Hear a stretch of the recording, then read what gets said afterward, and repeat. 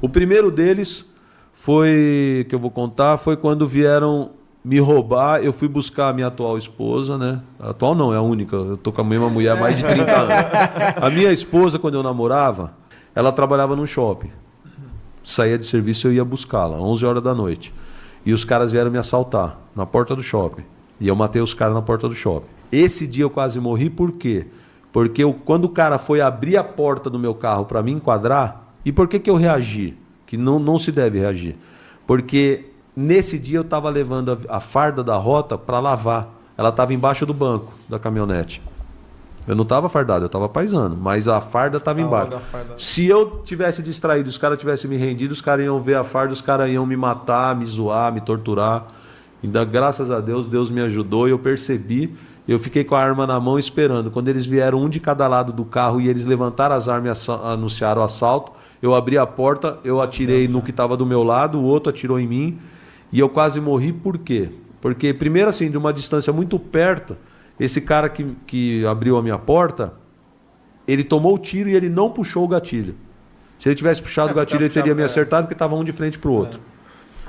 O outro deu um monte de tiro e não me acertou, porque eu abaixei atrás da caminhonete assim, os tiros passaram e não me acertaram. E pior ainda, depois, quando ele voltou, porque demorou para chegar a viatura, e eu fiquei com o cara caído, segurando ele com a arma nele, o primeiro que eu baleei. Quando ele voltou, a minha arma estava com a munição travada na janela, e ele voltou a atirar em mim, e eu fui dar o golpe com o dedo no gatilho, eu quase acertei a minha perna e a cabeça do ladrão, que já estava partindo perto do meu pé. Foi o último sussurro da vida dele. Ele fez assim: ô, senhor, não precisa atirar mais não. Eu falei: foi sem querer, pô, foi acidental, pô. Aí eu levantei, e aí eu sentei o pau, foi aí que eu baleei o outro também. Bom, aí, então esse dia eu quase fui pro saco, eu estava sozinho, e 2 caras armados, eu não sei como é que não conseguiram me balear. Esse dia foi bem complicado na minha vida. O segundo dia complicado na minha vida foi um domingo na minha casa, cara, lá na rua Roso Lagoa, na Zona Norte de São Paulo. Tinha uma casa muito grande na frente da minha. A minha casa era mais simples, minha mãe professora e meu pai corretor de imóveis. Mas na frente tinha uma casa bacana de um dono de uma gráfica. E eles vieram sequestrar a filha dele, que era pequenininha. Olha só que interessante, cara. Eu tinha acabado de comer uma macarronada, mano. Eu tava de bermuda, descalço, sem camisa, deitado, igual o urso da montanha na sala. Só que eu parava meu carro na garagem do vizinho, porque minha mãe tinha carro, meu pai tinha carro e eu tinha carro. Só tinha 2 vagas. Sim. Então eu parava no vizinho. O meu vizinho tocou a campainha e gritou lá: Fábio, tira o carro que eu vou sair. Eu desci. Entrei no meu carro, eu tinha um Tempra. Quando eu fiz a volta na minha casa para entrar no vizinho, eu já vi os 2 demônios vindo. E era um domingão de sol e os caras estavam com aquelas jaqueta racing de moto.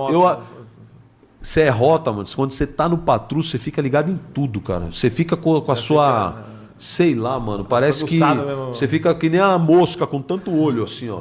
Eu olhei e falei: puta, os caras estranhos, mano. Eu entrei... Catei eu trabalhava com um 357 na Rota. Eu catei um revólver que estava no Tempra e eu liguei para dar ré, só que eu fiquei olhando no retrovisor. Eles passaram. A hora que eles passaram, eu escutei minha vizinha gritar. Ela tinha uma L200. Quando eu saí do Tempra assim, ó, que eu fui olhar, um tava dando coronhada na cabeça dela, com a porta aberta, ela grudada no volante, e o outro já tinha dado a volta e tinha entrado com a criança no banco de trás. Ixi. Ah, mano, eu tava descalço de bermuda, eu já catei, comecei, pau, eu fui dando, mano. O que tava no banco de trás, ele abriu a porta, ele subiu no estribo da L200, enquadrou assim no capô e começou, pau, e o que tava com a mulher virou de frente e começou a dar em mim. Eu fui indo pra trás, cara, eu tomei um tiro de raspão no pé, e me joguei no negócio de água da minha casa. E fui atirando, mas, cara, o tiro foi tão maldado, que eu cheguei... um dos disparos que eu dei pegou no negócio da net e caiu a TV a cabo das casas, uma outra vizinha desgracenta veio brigar com a minha mãe. Eu quase morri, velho. Bom, mas o que aconteceu? Nessa hora que a gente tava trocando tiro, eu inclusive, hoje, eu ainda tô no combate com a minha esposa, por Deus, porque um dos disparos, eles estavam de 9, e eu vou dizer o porquê que eu sei que eles estavam de 9. Um dos tiros de 9 veio na minha direção, eu agachado, pegou na chapa do portão, que se não tivesse aquela chapa, tinha pego bem no meu... bem naquelas áreas. E a reta, depois que eu vi o tiro, assim, eu ia pegar bem nas minhas partes baixas. E aí, cara, a gente ficou trocando tiro, acabou minha munição, meu irmão se jogou na arinha de casa e minha mãe que estava lavando roupa no fundo achou que era bombinha. Quando acabou minha munição, os vagabundos, Deus me ajudando de novo, podia ter vindo e me conferido ali. Não, sim, eles entraram na caminhonete. Por que eles entraram na caminhonete? Porque o dono da casa, o meu vizinho, ele tinha uma PT Bersa. Ele abriu a porta da garagem, os caras estavam de costa para ele atirando em mim. Começou a dar nos caras. Ele deu pá, e correu para dentro. Ele errou. Só que os caras ouviram. Tem mais gente. Quando os caras ouviram, os caras deram aquela... Porra, tá vindo mais tiro. Foi a hora que a minha vizinha catou a menina no carro e saiu correndo. Putz. Ela tava toda ensanguentada. Saiu correndo. Eles embarcaram na caminhonete e saíram a milhão. Só que um tiro que eu dei estourou o pneu da frente. E o outro tiro que eu dei, olha só a sorte também do vagabundo, passou embaixo do banco. Ele sentado, eu dei um tiro, passou embaixo do banco dele e parou naquele conjunto que separa os bancos. A hora que eu vi ali 200 sair a milhão, o que eu fiz? Subi correndo, catei outra pistola que eu tinha, 9, desci correndo. Só que quando eu desci, o meu vizinho estava atirando, ele tinha uma BM 320. Ele falou, vamos. Eu entrei no carro dele. Eu tava de bermuda, descalço, sem camisa, com 2 ferros na mão. Aí, quando nós entramos na Avenida Imirim, a população começou a apontar, porque eles estavam correndo com a caminhonete com o pneu estourado. Chamou a atenção de todo mundo. Tem uma favela lá no Imirim que chama a Favela do Boi Malhado.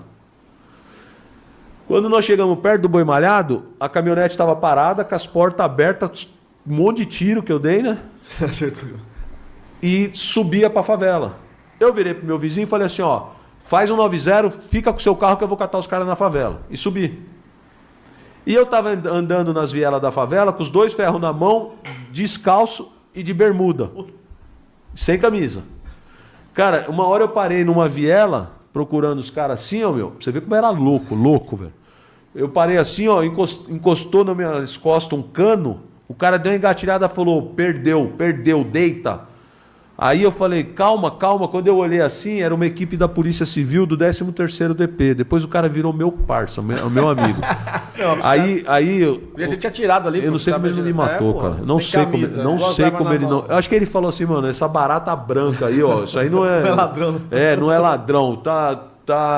Não, e o pior é que você não podia nem se identificar na hora. Porque não tinha nada pra me identificar, não tinha nem documento. Não, mas eu tô dizendo, mas já pensou você falar, não, eu sou polícia, pô, você não ia poder falar aquilo. Na moral, cara, eu vou falar real pra você o porquê que eles não atiraram.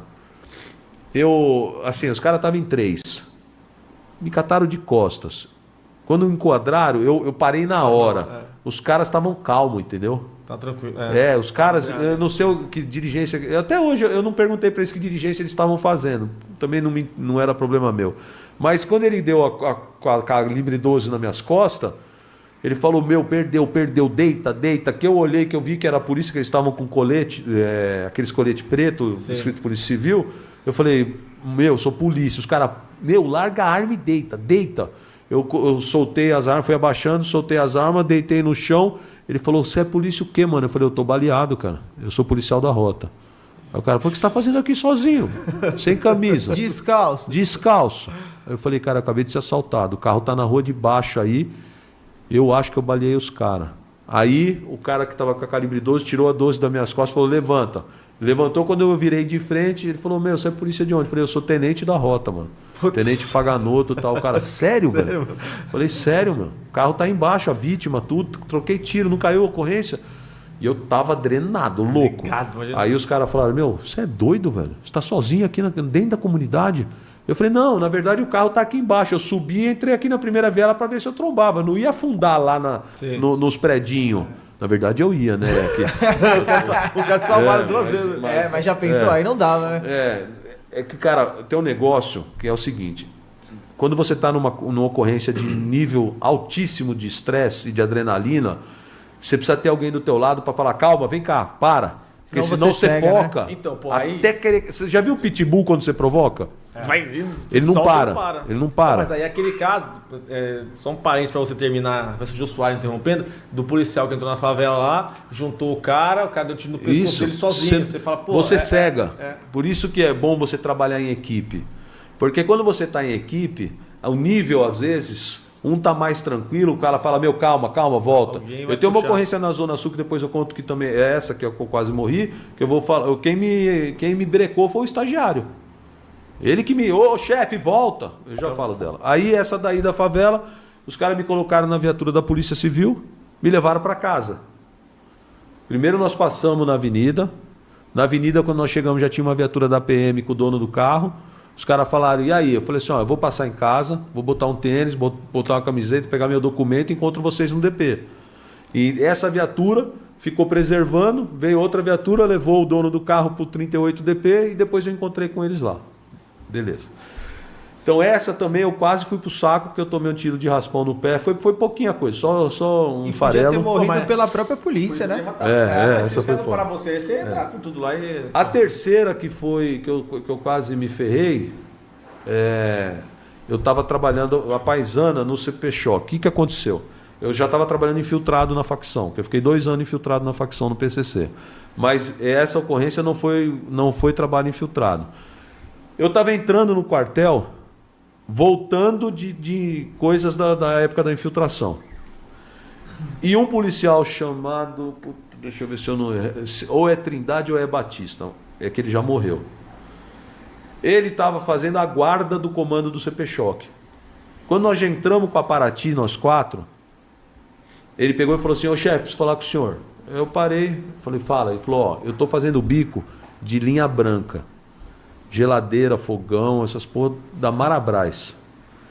Eu estou entregando lá no Elba. Toda vez que eu vou entregar, tem bloqueio dos ladrão armado de metralhador e calibre 12. E como é que você está vivo?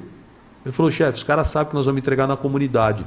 A gente anda com Uno, com a calibre 12, no meio do banco, eles sabem que nós estamos armados, sabem que é polícia e eles falam para nós, entra, entrega o bagulho e sai de boa.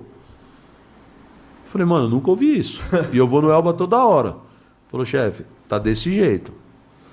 Eu achei que o polícia estava querendo, tipo, dar uma moral comigo. Não sei se ele queria vir trabalhar no meu grupo. Falei, tá, beleza, depois a gente vê.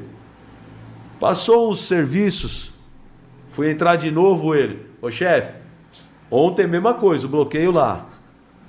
Falei, caralho. No outro serviço, ele falou, chefe, tá cabreiro, né? Não tá querendo ir lá, né? Tipo, me tirou, falou, tá com medo, cuzão. Falei, o quê? Desci da barca não, da Paraty, fui nele e falei, vem cá. Subimos lá no coronel, o comandante do CP Choque, falei, chefe, posso tirar ele da guarda? Eu vou lá na Zona Leste ver a denúncia que ele tá falando. Ele falou, que denúncia? Ele falou, não, ele tá falando que lá no Elba os caras estão fazendo bloqueio, eu entro com viatura de rota lá, nunca vi isso. Mas ele falou que é toda hora, eu quero ir lá ver. Ele falou, põe alguém na guarda no lugar dele que não pode ficar sem ninguém. E cuidado. Eu falei, não, nós só vamos ver. Ele falou, tá bom. Cara, aí tava eu, o Sargento Estevão, que é um dos maiores mestres dos magos que eu já trabalhei na vida. Mano, o cara trabalhou só com cobra na rota da época do Conte, do Gilson, os caras embaçado, Tigão. O Bofo, que é meu parceiro até hoje, de infiltração, também é outro que, meu Deus do céu. E aí botei esse cara sentado aqui atrás. E eu trabalhava com uma HK MP5. Essa HK, que a gente tinha pego no batalhão, no 3º de choque, onde funcionava o GAT, ela tinha coronha, ela ficava pequena.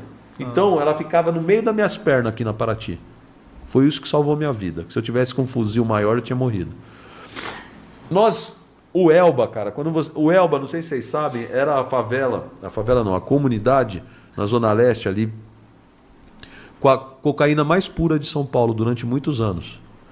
O traficante, que era o Pezão do Elba, era o traficante mais famoso de São Paulo na minha época de rota. O mais procurado, a biqueira mais rica do estado, porque era a cocaína mais pura. Então, o sonho dos polícia na época era pegar o Pezão. Entendeu? Sim. Era troféu.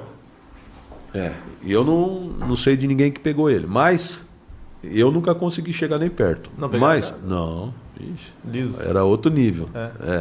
Era um doca da vida aí do Complexo do Alemão. Entendeu?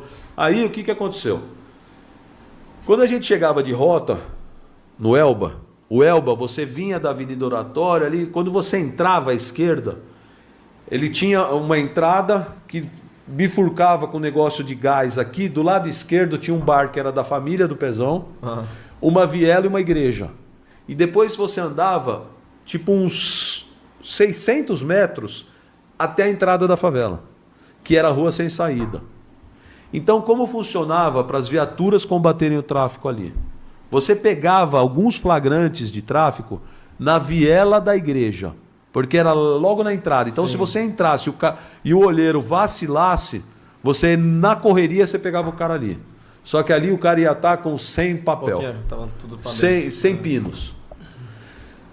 Onde os boy, as minas, pegavam a droga mesmo, a maior quantidade, no drive-thru que a gente falava, que era no final da rua, na entrada da favela, onde os caras estavam armados, tudo. Pronto, Então, quando a gente chegava com viatura, a gente já via lá no drive-thru, no fundo, a correria.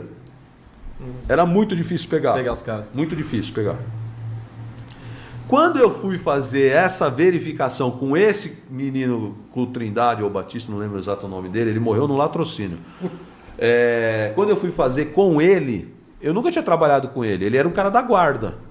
Não tinha nem intimidade, era um policial que eu via no batalhão. E aí, chefe, beleza? Beleza. Só isso.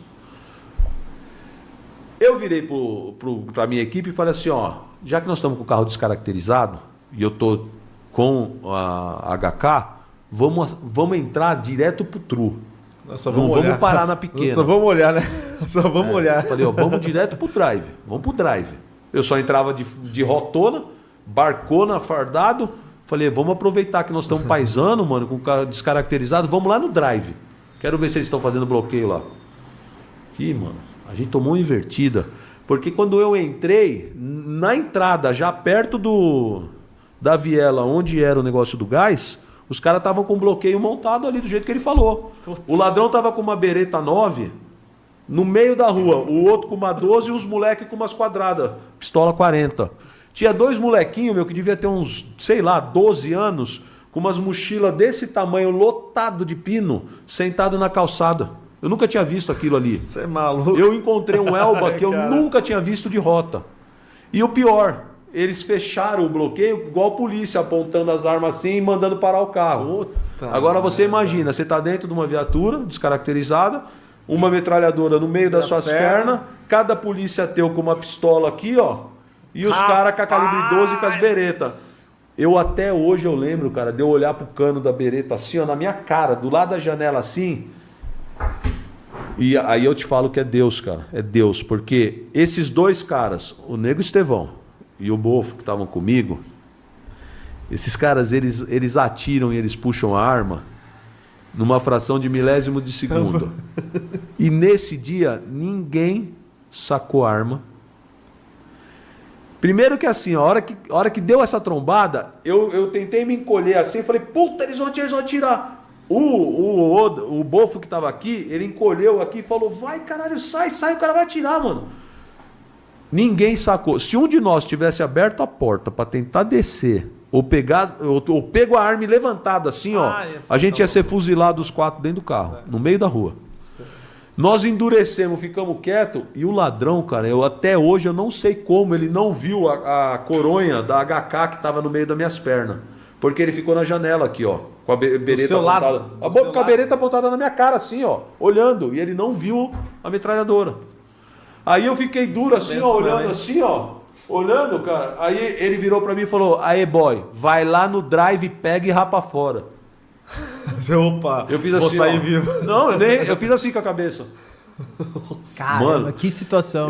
Nós andamos mais, juro, cara, juro pelo meu filho. Nós andamos mais uns 200 metros, a minha descarga de adrenalina estava tão alta, que eu mandei parar a viatura numa esquininha que tinha assim, ó. Eu desci com a HK, porque ela dá de 3 e dá de rajada, né? Eu meti na rajada, me coloquei em posição de conduta de patrulha e falei, vem que eu vou arrebentar todo mundo. O sargento virou para mim e falou assim, para, chefe, para, o que você está fazendo? Eu falei, vamos catar os caras. Ele, nós não estamos nem vendo quem está no drive, calma, vamos dar a volta. Nós deixamos a Paraty parada, demos a volta no quarteirão, tinha uma outra viela que ficava de frente para eles. Nessa viela, nós invadimos uma casa, que eu não sei nem de quem é até hoje, pulamos para dentro da casa, escalamos, tinha uma arinha na frente da casa, sabe aquelas formações que são assim, ó, depois uma do outro lado, ou seja, fica um buraco? Sim. A gente deitou ali, e eu olhava o bloqueio numa distância daqui, uns 80 metros na rua. Eu coloquei a HK assim, falei para o sargento, falei assim, ó, eu vou dar rajada aqui, ó, eu vou catar o que tá com a matraca, juro para você, cara. Eu vou catar o que tá com a matraca e o moleque que tá do lado com a PT. Você tenta acertar o de 12 e falei pro Bofão, falei, você, meu, pega o que der, em que posição que você tá. Ele falou, chefe, os outros moleques aqui... O sargento virou para mim e falou, tá, calma. Chefe, nós vamos começar a trocar aqui, certo? Eu falei, vamos, mano, vamos arrebentar todo mundo. Ele falou, só tem um negócio. Nossa viatura tá lá, nós viemos a pé, andando. Beleza? Se começar a brotar daí de dentro da comunidade, uma par de ladrão armado, o senhor vai pedir apoio de quem? Aí eu falei, não, vou pedir apoio aqui do 19, meu. Era o batalhão. Ele falou, então, o senhor tá ligado, né, que rodou uma par de polícia aqui que teve um problema que subtraíram o armamento do batalhão aqui e teve uns policiais que foram presos. É dessa tropa aqui que o senhor vai confiar que vai chegar os caras aqui para... Eu falei assim, não, mano, a grande maioria aqui é decente e honesto. Ele falou assim, tá, chefe, mas se chegar uma primeira viatura aqui que os caras tá com os caras? A gente não conhece, a gente é forasteiro e a gente tá paisano. Vê se tem rota. Aí eu liguei pro Racorte, que é hoje o comandante. Falei, irmão, tô cercado aqui no Elba, tô no visual dos caras armados de metralhadora e 12, onde você tá? Ele falou, puta, mano, eu tô na área do 16º, é Morumbi, longe pra caralho. Eu falei, tem rota aqui na leste? Ele falou, hoje não, mano. Ixi. Ele, caralho, mas o que vocês estão fazendo? Eu falei, eu tô no Elba, cara, tô vendo os caras armados aqui na minha frente. Ele falou, cara, eu se fosse você, dá QTA, cancela a operação, a gente monta a operação e fecha aí, mas não faz nada vocês só aí não. Aí eu, não, tá certo, desliguei, olhei pro sargento, o sargento falou, e aí, chefe? Falei, não tem rota. Falou, chefe, vamos pular de volta. E tinha 2 cachorros pequenininhos latindo pra nós. Falei, ainda essas desgracinhas aí, ó, vão caguetar nós, ou o dono da casa vai vir, vai começar a fazer escândalo, vai dar uma merda, né? Mas graças a Deus a gente conseguiu pular de volta.